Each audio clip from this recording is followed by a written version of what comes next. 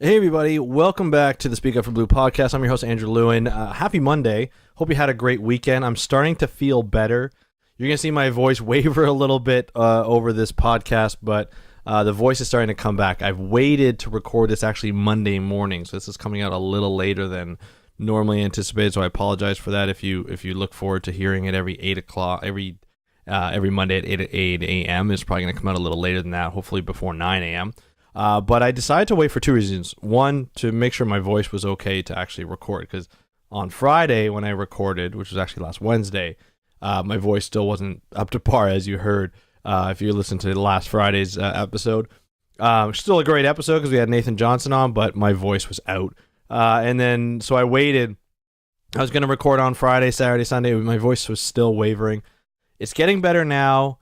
I'm at the gross part of the cough and cold, the phlegmy part, which is nasty. So I'm not going to go into detail about that. But I'm getting better, as you can hear from my voice. So that's always good. So I'm going to make this one a little shorter than normal, just because I don't want my voice to go, and I want to make sure that you guys are entertained and listening and educating yourselves and making yourselves aware of what's happening. Two things I want to talk about today that we're going to go into before we start the show. We're going to talk about Shark Week. It started last night. I didn't see the episode, but I did hear the results. Michael Phelps was racing a white shark and a bunch of other sharks.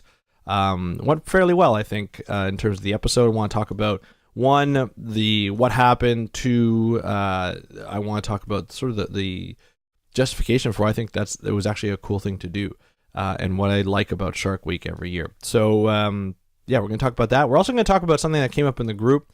We had some new members, and every time I have a new member in the Speak Up for Blue group, I always ask them to say, hey, give us a little bit about you, a little description about yourself. And, at this point it was like, what was your favorite documentary? Because we were talking about documentaries last week. So I thought that would be kind of a cool thing. And we had a couple of people that started talking about how they could sort of dedicate a career to marine conservation. And there's a couple of questions that. So I'm going to address those. And we're going to talk all about that today on the Speak Up for Blue podcast.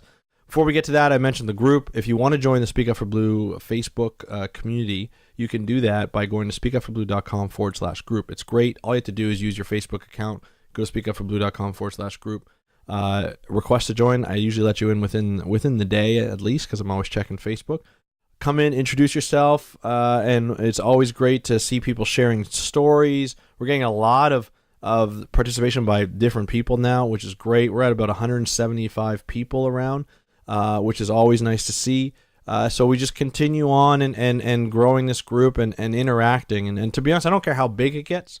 Obviously, I want everybody who listens to this podcast to have a chance to join the group, because it's a way to interact with me and the other members of the audience.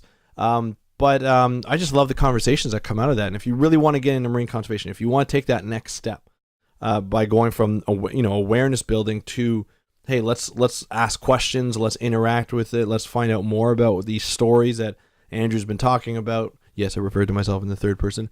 But let's talk about what's happened on this podcast further. You can do that on the Speak Up for Blue Facebook group. So go to speakupforblue.com/group. Use your Facebook account to and request to join. I'll let you in. You introduce yourself, and boom, we have a relationship building. So it's always great. So do that. Join the group. Listen to this podcast. Looking forward to it. Let's start the show. If you are sick of hearing of the doom and gloom of the ocean and not knowing what to do, you're in the right place. If you want to meet people working to protect the ocean, then you are in the right place. If you want to find out how you can get involved in protecting the ocean, then you are in the right place. This is the Speak Up for Blue podcast, and I am here to empower you to live for a better ocean.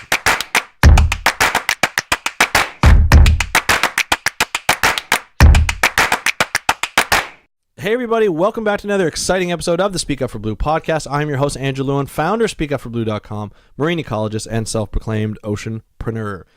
Today we got a great show for you.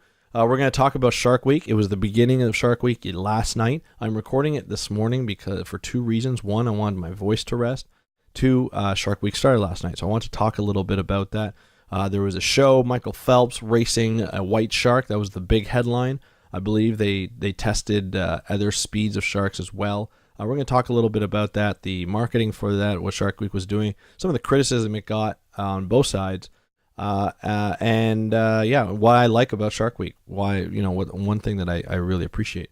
So that we're going to talk about that. We're also going to talk about if you want to get into marine conservation, you've been listening to this podcast, you're like, hey, finally a podcast that talks about ocean conservation awareness, but I want to do more. I want to dedicate, some of my career to it, or I want to, do something good for the ocean more and more through my career.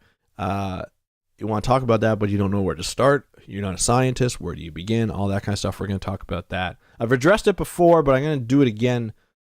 Maybe add to that a little bit, but do it again just because, some people haven't listened to the back episodes and whatnot. So we're going to talk all about that. I'm looking forward to it. Before we do, I want to talk about our Patreon campaign. To be honest, this is the only way I'm generating revenue right now to keep this podcast going and to build it. The idea is it's not just to build this podcast, it's to build Speak Up for Blue Media and Communications. That's what we're trying to do here as a business. We're trying to build it. It's a startup. What I want to do is I start off with podcasting, but I want to go into more different types of podcasts, which requires a lot more time and dedication. It requires to build up a team, different hosts, so you get different perspectives. We also want to go into YouTube. Again, a lot of coordination is required. And it requires just to build a team, a good solid team, to do all the stuff we want to do, right? To do all the stuff I want to do for the ocean. Not just build awareness, but have projects that will help people get into marine conservation. We're going to talk about a little bit of that today, but there's different ways, but I want to support that community in a great way. So we want to build that up. And you go to Patreon, you go to speakupforblue.com/Patreon. It goes right to our page. You can become a monthly contributor. It's really easy to sign up. It's safe. It's secure. I've been a patron for other people for over a year now. I've been using this service, and I think it's fantastic. So go to speakupforblue.com/Patreon. If you want to become part of this team, essentially it's a way to provide advice on direction. I'm going to be blogging a lot there. I've been blogging. I'm going to be writing some text posts. I'm going to be doing some video posts as well. It's a great way to interact with me on a business level. It's where I post all publicly. I post a lot of the podcasts that are going to come out. You're going to hear some of the podcasts as I edit them, the new ones, the new shows that are coming out. You're going to hear them first before anybody else does, and you can offer your opinions on it. So you don't have to donate. You don't have to contribute a lot. It can be like $1. It could be $5 a month. It could be $10 a month. It could be whatever you want. It's a great way to contribute to ocean conservation, and we really appreciate it. So thank you very much for listening to that ad.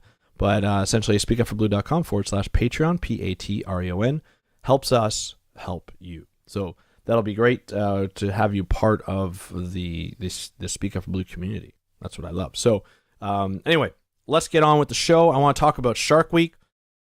I'm going to say, first of all, I didn't get to see the show. This is the first time in a long time I'm not necessarily going to watch all the episodes right as they air. For one, I don't have cable anymore. I did that because cable's just too expensive, man. It's crazy. And I'm hoping to see some of the episodes online or clips of the episodes online, and just getting informed through there. But what I want to talk about Shark Week is sort of the first episode was Phelps versus the white shark, the great white shark, right? That was the big race. Phelps is obviously the most decorated swimmer in Olympic history. Fantastic swimmer. Seems like a pretty good fella. I don't know him personally, but I do know when he was shooting for Shark Week, he went down to South Africa.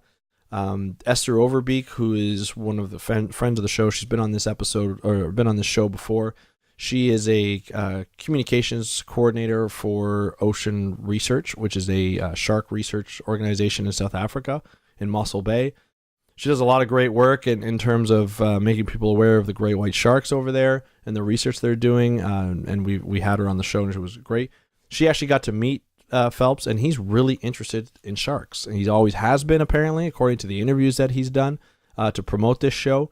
But he's even more so now after he's gone diving with sharks, and throughout the episode, I assume that they show him in a cage diving with sharks and seeing great white sharks up front. And I think he was also doing a part of the episode where he was diving with a hammerhead shark and coming close and having close encounters. And all that kind of stuff. And I think it's great to have. And I've always been a lot of people are knock the celebrity promoting ocean conservation, but I think it's a great way because Phelps he's a celebrity, but a different demographic. A lot of people from the U.S. love him, even people from Canada all over, because he seems like a really good guy. Obviously a phenomenal athlete, but he's got a following, and people follow him. People follow him, his family, his life, even after the Olympics. And there's a lot of like pro Michael Phelps people, and you know why. Just because he seems like a really great guy, and that All-American. Plus, he's got like a ridiculous amount of medals. I think it's like 17 gold medals or something like that. It's ridiculous. Obviously, the fastest swimmer in the world, bar none. There's no argument there. So now it's like, what do you do with swimming man versus shark? And I think it's a great opportunity. I think when I first did a review of sort of what the episodes were going to look like the synopsis of episodes, I may have been like, oh yeah, well, he's never going to win. I didn't think he was going to win. He didn't win. Spoiler alert, he didn't win. He lost by a narrow margin. I think it was like 2 seconds, which I don't know if that's a lot in swimming. Like if you lost against another human being by 2 seconds, I think that's a pretty big lead. But I mean, if you think about the whole way it was set up, it's very difficult to, one, really capture a shark's true speed. Because if you think about like a white shark, normally, according to some of the research that's out there, not necessarily research, but sort of the information that's out there, a cruising speed of a shark on a regular day was probably 5 to 6 miles per hour. Now, the people are saying that Michael Phelps' top speed is 6 miles an hour. So that you're already, his top speed is their cruising speed. White sharks have been known on the conservative number to have speed bursts up to 25 miles an hour when they're hunting. Now you got to remember when a white shark is hunting, it's hunting from down below, and as it sees, say, a seal, it's going to go up through the water column, accelerate, and then hit that seal when it gets up. That's why it jumps, because it's going so fast.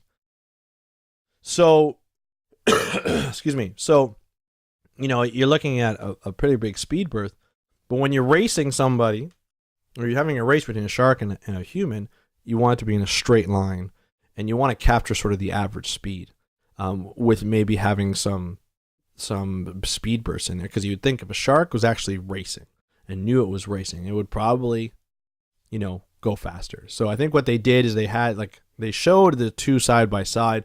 Obviously, it was special effects because they're not going to have a white shark and a human racing side by side. It's very difficult to get a white shark to actually go in a straight line. I think they used like a fake seal to bait it, and then they had it try and go in a straight line and monitor the speed from there. I'm assuming from a tagged shark. Anyway, I did see a clip of it, and it showed Michael Phelps swimming alongside. Now, what they did is they gave Michael Phelps a monofin fin, which is basically like what it looks like a dolphin fin. Maybe it's even a shark fin because he was swimming sideways almost. So he was able to use that to propel himself. So maybe it was faster than the 6 miles per hour. And then he also had a very tight white wetsuit that was supposed to mimic a shark skin. So obviously it's not perfect, and obviously it won't be perfect. And the shark won. And I think a lot of scientists predicted that the shark would win. The white shark is not the fastest shark. I believe it's the porbeagle shark that's the fastest. And then, of course, you got mako sharks that are probably even faster. And so there's a lot of different sharks that are probably faster than the white shark. Obviously, Shark Week loves the white shark because people love white sharks. And they wanted to see how fast it would go. So, I mean, that's a great... I think it was a great episode because, you got to learn about the speeds of different sharks. You got to see the fastest man go against shark and see how it compares. A lot of people didn't like it, saying, "Oh, it's just it's just kind of fluff.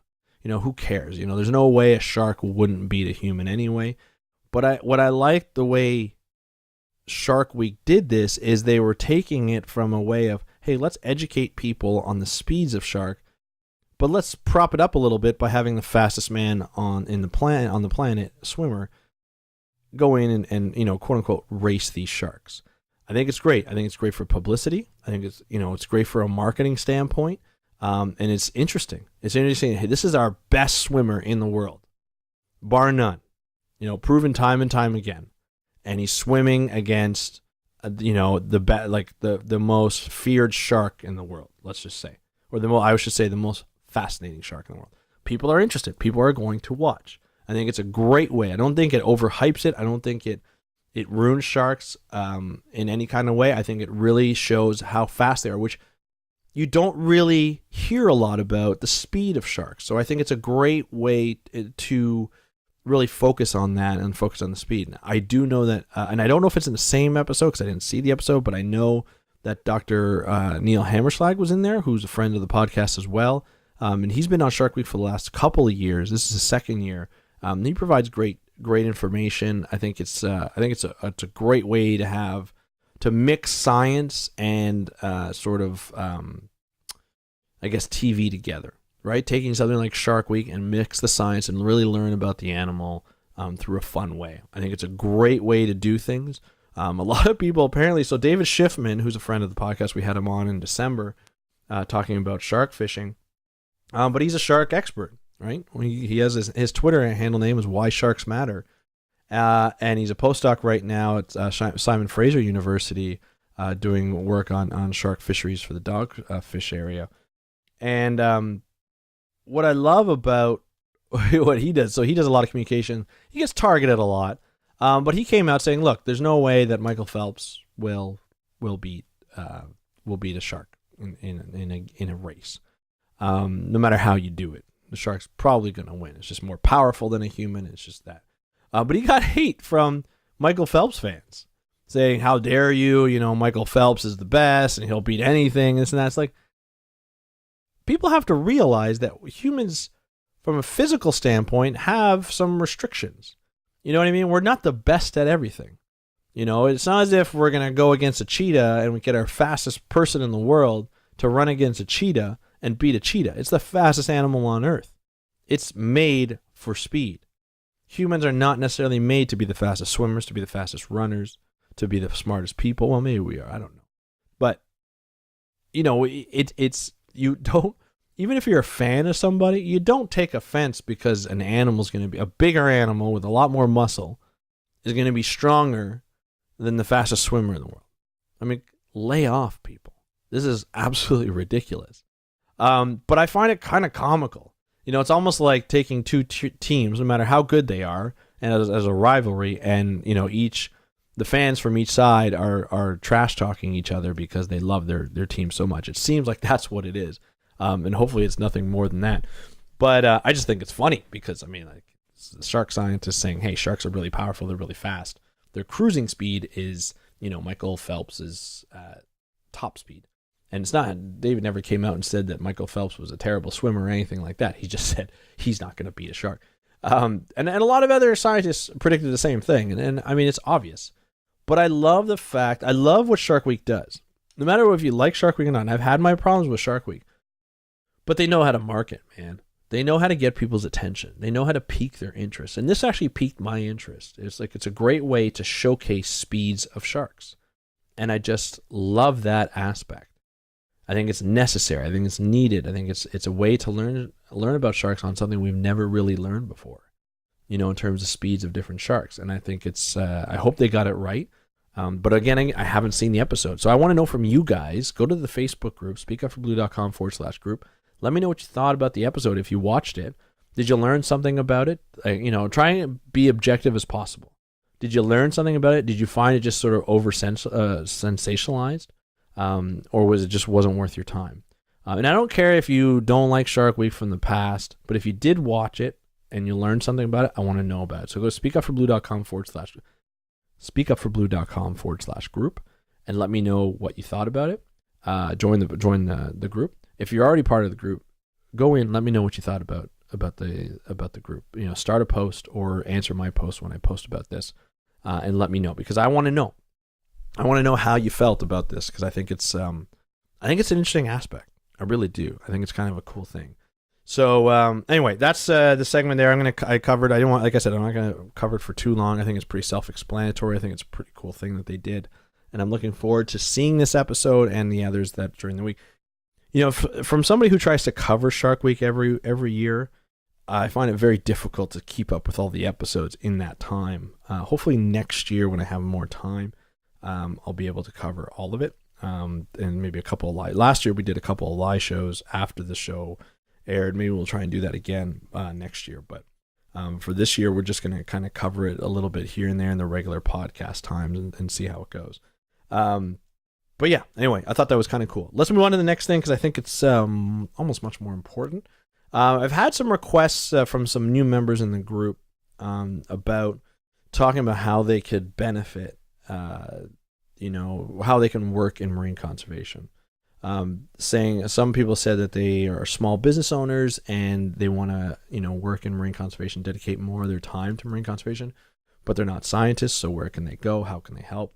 Others saying, hey, I'm going to school for this. I've gone back to school. I want to, become a research scientist or go into research. Do I need a degree and all this kind of stuff? So I kind of want to address a couple of things. I'm going to address it in the group as well, but I wanted to address it here because I feel that if people in the group have questions about this, some of the audience members might have questions about it as well that aren't part of the group. So I don't really want to alienate people, but I do, if you want to know a little bit more, I'm going to do sort of a question and answer soon in the group to address more of those questions, and I think it'll be kind of fun. So let's talk about that right now. So I've always said that if you want to be part of marine conservation, if you want to, you listen to this podcast or you read some articles and you start to become aware of marine conservation and what's happening in the ocean and how you can help. So you're like, okay, I know about it. Now I want to help. So you start take steps to do that. And you might take steps at home to do it, to make your home more ocean friendly or more environmentally friendly, which is great. It's a great first step. Then you want to up your game a little bit, right? Maybe you do some volunteering with an organization or you become a citizen scientist and you start doing some monitoring for a specific project of some sort. And then you're like, okay, well, I want to do a little bit more. I love what I do when I volunteer. I love what I do as a citizen scientist. Now I want to get out there and I want to help. I want to help on a different scale. Meaning you might want to implement some of these solutions and help other people implement these solutions. You might want to change your focus and use your skill set to go into a nonprofit organization or some other organization that's helping. There's always, you just want to scale up a little bit and basically dedicate your career. So you're spending a lot more time during the day thinking about it and helping. That's great. Love the ambition. What I'm going to say right off the bat is not necessarily a prerequisite, but a lot of people think that it's a restriction. And I don't want people to think it's a restriction. You do not have to be a scientist to be a marine conservationist. You do not have to be a scientist to help the ocean. A lot of people think you have to be a marine biologist and you have to go to do your 4-year degree and then go to graduate school to get your master's and then go to graduate school to get your PhD. You don't have to do all that to be a marine conservationist. If you want to go into research and go through academia or get a job with the government where you're out doing field work and you're monitoring and say you're tagging or you're doing physiology of animals or you want to be a veterinarian and you want to help injured animals, yes, it will definitely help if you have a degree and graduate degree in those fields. But if you want to help the ocean, but you don't want to go back to school and you don't want to necessarily become a scientist, there are so many other avenues that you can do to help move this thing along, to help ocean conservation. Science is one aspect of marine conservation. It's one aspect. It's an important aspect, but it's one aspect. There are other aspects of marine conservation that will help. So, for instance, the way ocean conservation works is scientists will do studies to determine trends. That trend could be positive or it could be negative, right? Either way, other people take that message. So people in nonprofit organizations, governments, sometimes even private industries, will take that message and do something with it. So for instance, from the private industry point, say this private industry has to discharge water from their plant. And, it's near an area that's a recreational bay, say where there's surfers and everything. Scientists will take water samples. They will determine if the water quality is good or not. If it's bad water quality, they start to look at what is bad about the water quality. If there's chemicals in it or if there's anything like that, they'll try and trace it back to where it's coming from. If it's coming from the discharge point, so the pipe that where an industry is discharging, they'll go back to the industry and they'll say, okay, well, you need to fix your discharge so that it doesn't affect the water quality of the bay. So the industry will go back. So that will be government that will go back. Like, so the scientists discover it. Either it's government or it's a nonprofit organization. And then the nonprofit organization will pressure government to be like, hey, you need to regulate this a little bit better. That'll take some time, but the government will eventually go back and say, yeah, this is going against a certain law, a water quality law or something like that. You need to make this better. And sometimes the industry will be like, okay, that sounds good. What do you need by the end of the pipe? And they'll get their engineers to be like, calculate all these calculations to make sure that water quality is good by the end of the pipe, right? Falls within the regulations. And so that's how it works with the private industry. Now, if you want something bigger like overfishing, ocean acidification, climate change, and whatnot, you'll get scientists, again, discovering the trend. It'll go back. A nonprofit will pick up the results through a paper or through a relationship with the researcher, or sometimes the researchers are part of the nonprofit, and they'll take that and they want to tell the government that, look, this water quality is bad, or there's overfishing in this area and we need to stop it because it's depleting the population. So they go to the government. Before they go to the government, they get support from their constituents. So it's nonprofits. You always see emails from like WWF or Oceana or something like that to say, hey, become a member, by donating, but really we want your support. We want your voice. Because that voice, through a nonprofit, they'll gather all the voices of all their constituents and they'll take those voices, either through text or video or however they do it, and they'll bring it to the government. They'll say, these are the people who care. These are the people, your voters, who care about this that much. They'll get hundreds of thousands of people or tens of thousands of people or even a couple thousand people, and they say, here's a petition and here's what they feel and here's a couple stories I want to share with you and all that. And it goes to the government and they try and sort of convince the representative of that area to do something about it. It doesn't always work, and sometimes it takes more time than not. But for the most part, if you get a big enough voice, the changes are made. And of course, it all depends on the administration and everything like that. But that's how conservation works. But within that process, there's a lot of different steps that go into it, and a lot of people who come from the business side of the world or who come from different aspects, marketing, advertising, running a business, economics, shops and store owners and all that stuff, you can make a difference. Because a lot of times, if you've heard this podcast over and over again, a lot of times it comes down to, from say a consumer standpoint, the types of materials and products that we choose make a difference. Stay away from single-use plastic. Stay away from plastic in general if you can. Come up with alternatives. You can take to market those alternatives. If you're a business owner and you want to help, start making the alternative products that will help the ocean and make it more sustainable. Bring it to market. Bring it to the people. Bring it to the consumers. Sell it.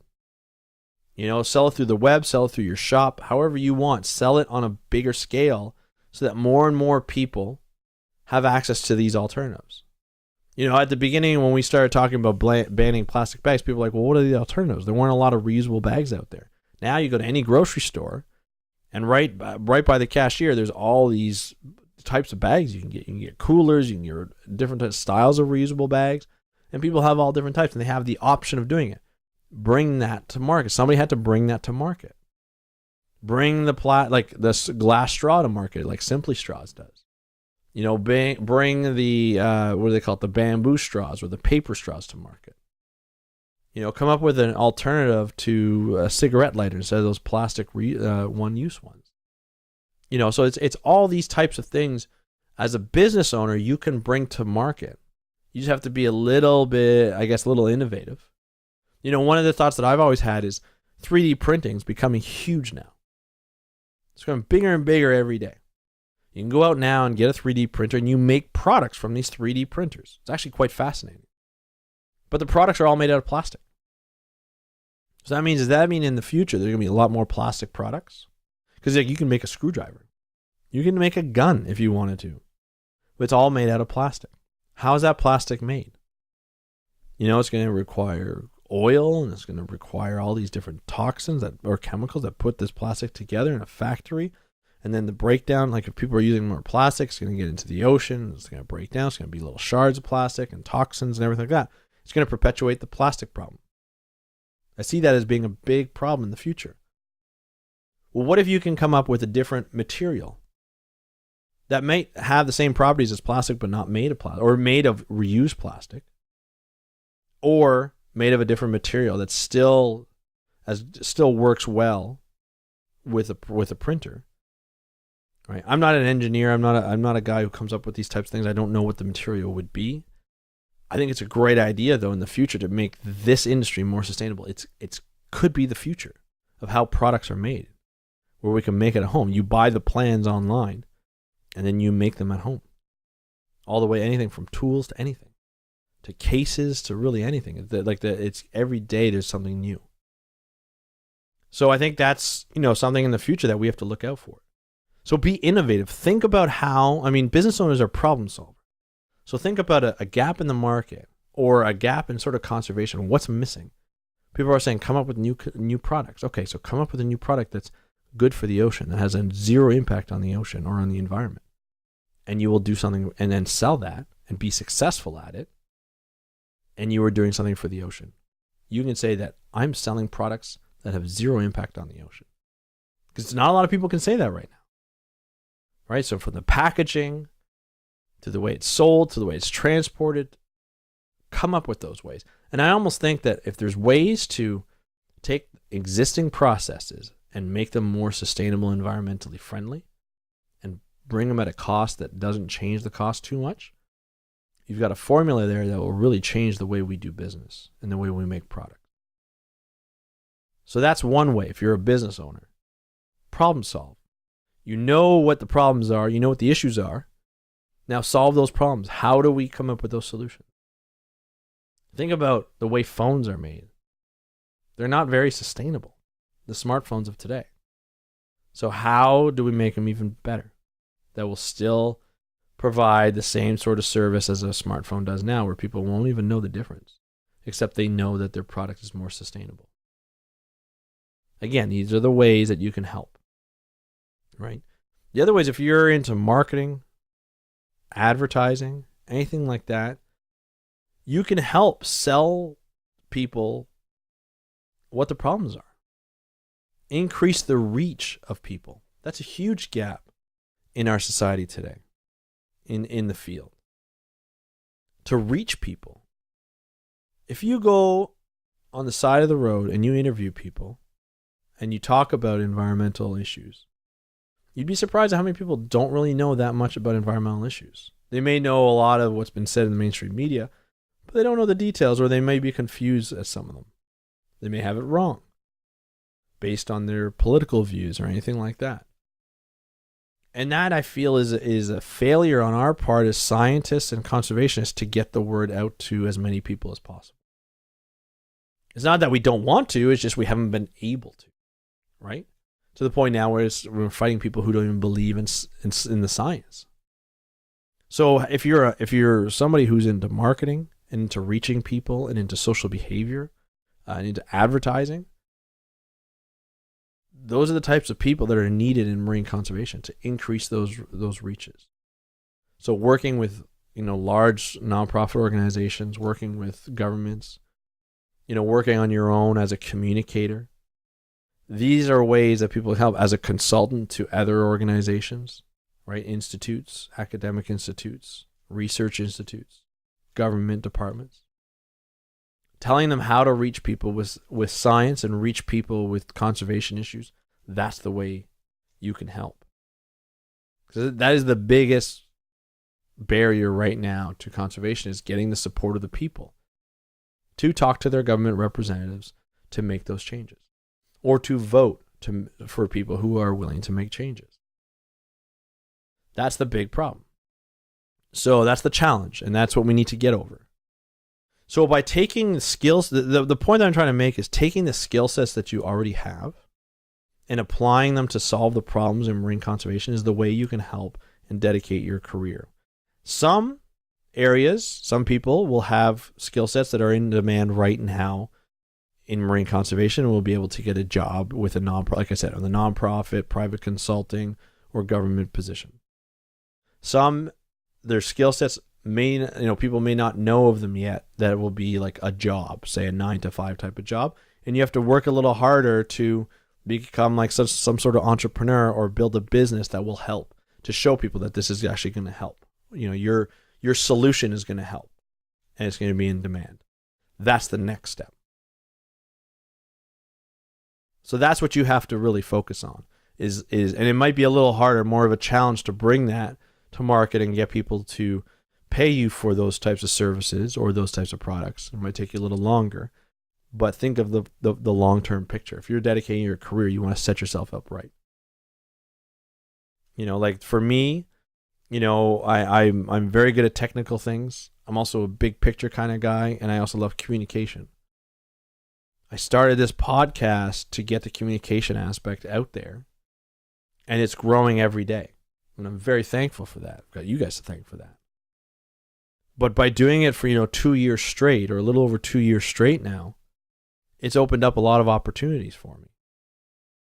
And I think that helps. So showing that you can come out and do something really helps you in developing professional opportunities down the road. So I can't go into detail of what types of opportunities that have been presented to me, but I've had a lot of different options, which is great. And I've met a lot of different people from it. I mean, you've seen the interviews. A lot of these people I don't know before I do the interview. So it's brought up my professional status a little bit. People are more aware of what I do, my passion, my motivation, and it's brought me opportunities, which is great. So sometimes you just have to kind of trailblaze for a few years and build up that awareness of you and that networking, and then you realize what you can do. So you have to be patient, right? And talk to people who are in the industry. Talk to people in the Speak Up for Blue group. We're going to have more and more conversations, I think, this year, now that I know people are more interested in this type of thing. So I think that'll be a great step forward. It's the first step, right? And trying to bring people into it. So that's all I have to say for that. If you want more information on it, join the Speak Up for Blue group, speakupforbblue.com/group.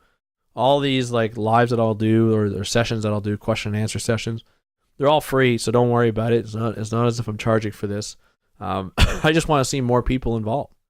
That's my goal, right? That's the whole point of this podcast. So if you want to dedicate, or you're interested in dedicating, or finding out more information about how you can dedicate your career, then join the Speak Up for Blue group. So speakupforbblue.com/group.